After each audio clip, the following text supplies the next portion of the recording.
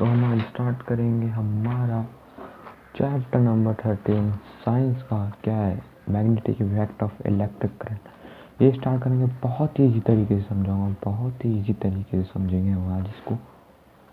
2021 boards के हिसाब से हम इसको आज समझेंगे।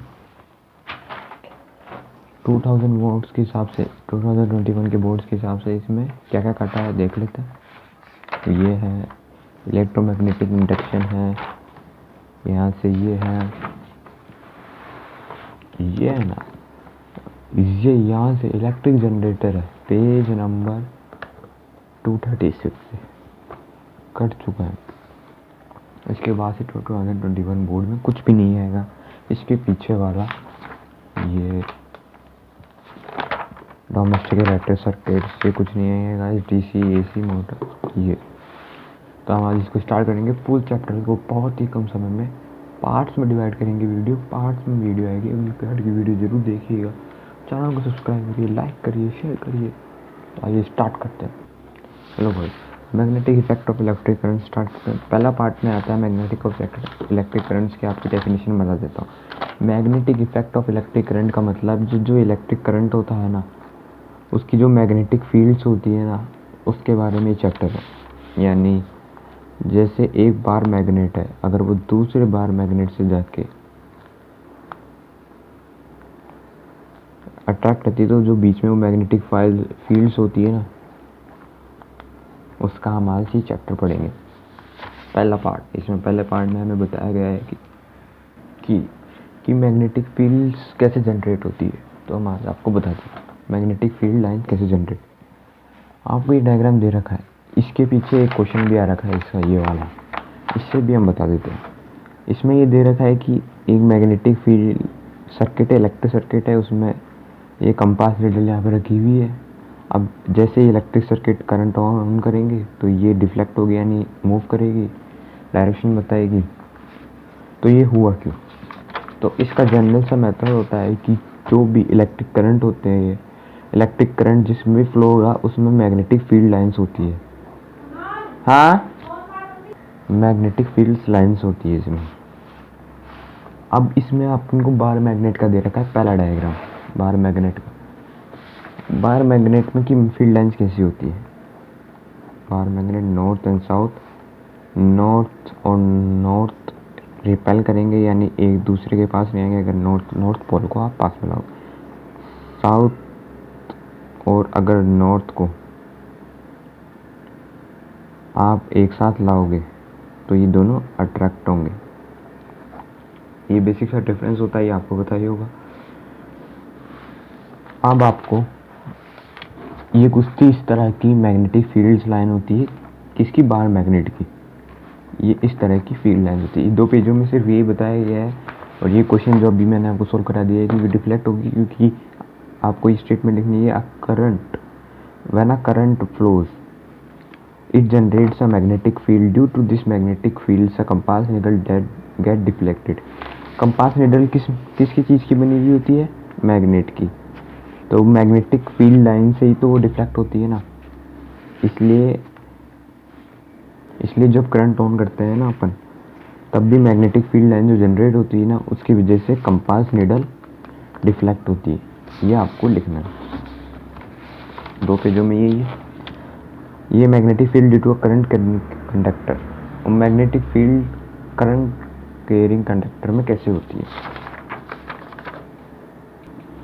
इस पार्ट में आपको क्या दे रखा है कि मैग्नेटिक फील्ड होती है ना, वो अगर करंट अपन ऑपोजिट डायरेक्शन में रिवर्स करेंगे, करंट की अगर पोजीशन, यानी करंट इस तरह में फॉल कर रहा है, फ्लो कर रहा है, तो अगर ये अपन ने डायरेक्शन चेंज करी तो जो पहले इस वाले में जो कंपास की निडल इस साइड हुई थी वो इस साइड होगी।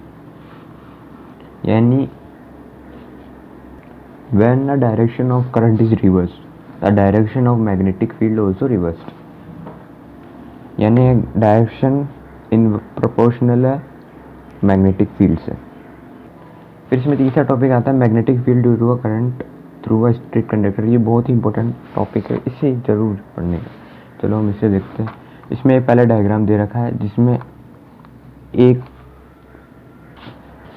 इस डायग्राम में ये दे रखा है कि ये एक पूरा इलेक्ट्रिक सर्किट है। यहाँ पे ये स्विच है, इसका ये होता डायग्राम, यहाँ पे ये एम्पियर है, इसको आगे आप पढ़ोगे। इसमें ये एक कार्डबोर्ड की शीट, मान लो कार्डबोर्ड की शीट है, स्टील की शीट जो दे रखी है, उसके ऊपर आयरन फिलिंग्स है, यानी ये कार्डबोर्ड की शीट है, इसके ऊपर ऐसे टुकड़े रख रखे आयरन के। अब जैसे ही करंट ऑन हुआ तो ये मैग्नेटिक फील्ड की वजह से आयरन मैग्नेट को अट्रैक्ट करेगा, मैग्नेट आयरन को अट्रैक्ट करेगा, जिसकी वजह से ये अपने सर्कल में आ जाएंगे, यानी मैग्नेटिक फील्ड के हिसाब से हो जाएंगे।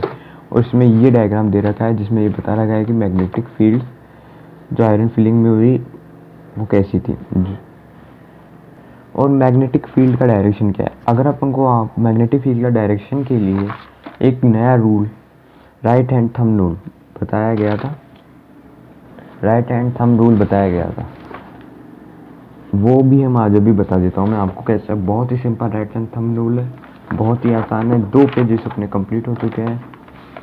राइट हैंड थंब रूल बता देता हूँ।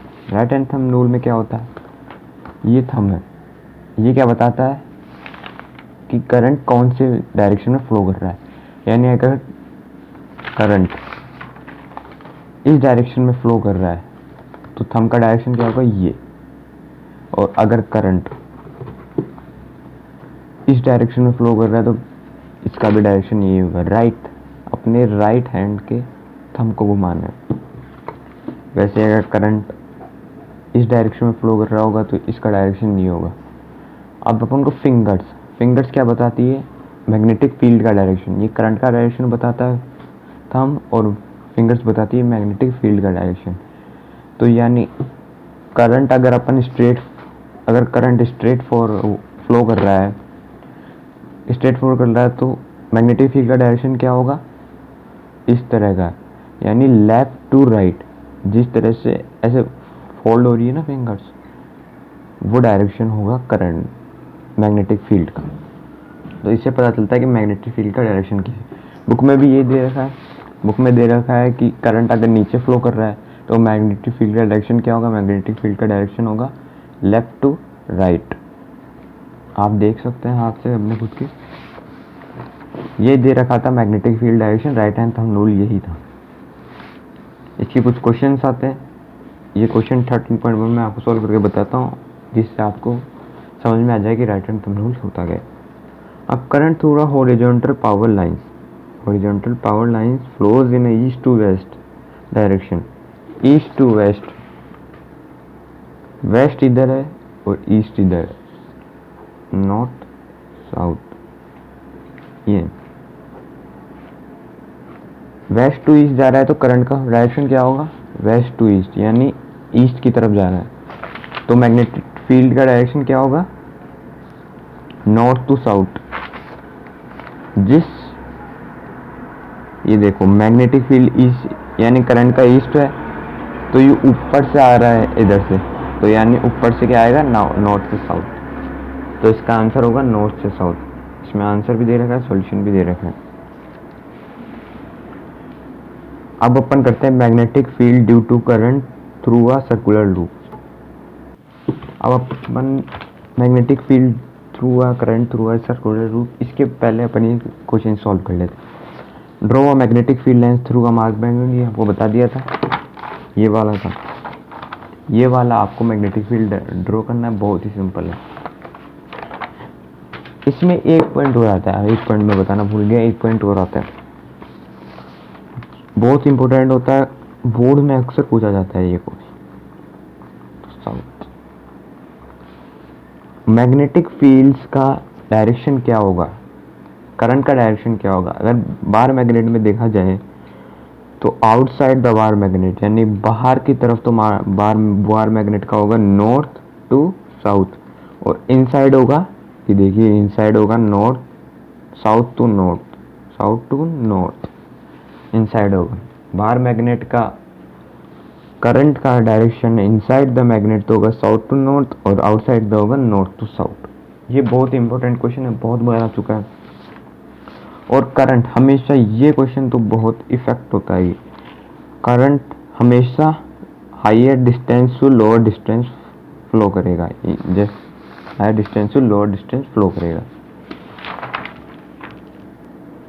ठीक है गाइस, तो ये पहला वाला हम बता दिया, list the properties of magnetic field lines of force. क्या है कि अगर करंट का डायरेक्शन चेंज होगा तो मैग्नेटिक फील्ड का डायरेक्शन भी चेंज होगा।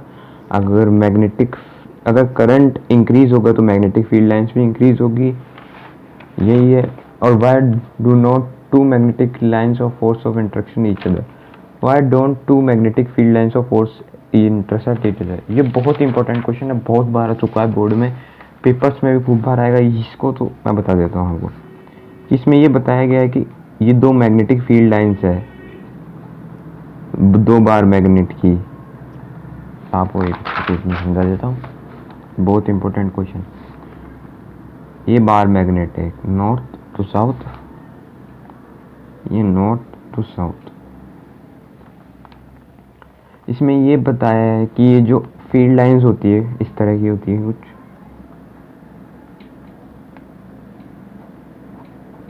इसमें ये आउटसाइड जा रही है, ये इन जा रही है, ये इसकी जो ये दोनों अगर ये पास में होती तो अगर ये इंटरसेक्ट क्यों नहीं करती, ये दोनों इंटरसेक्ट क्यों नहीं करती, ये आपको बताना है कि ये इंटरसेक्ट क्यों नहीं करती ईच अदर को।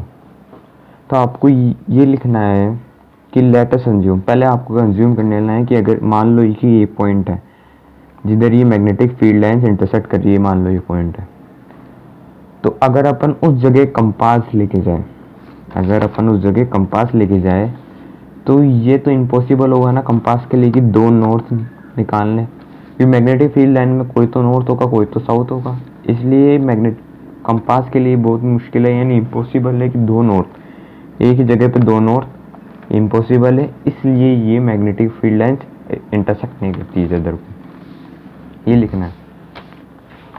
ये क्वेश्चंस हो गए हैं, फर्स्ट पार्ट हो गया। अगले पार्ट में मिलेंगे गाइस, सब्सक्राइब कर देना चैनल को, पहले चैनल को। थोड़ा सा पार्ट बचा है, इलेक्ट्रिक मोटर बचा है, इलेक्ट्रोमैग्नेटिक इंडक्शन बचा है, उसके बाद इलेक्ट्रिक जनरेटर का हटा दिया है। तो ये चैप्टर करने के बाद सब्सक्राइब कर देना इस पार्ट तक। बहुत ही सिंपल, बहुत ही जल्दी करेंगे, 10-10 मिनट में आपका चैप्टर कंप्लीट हो जाएगा। ठीक है गाइस।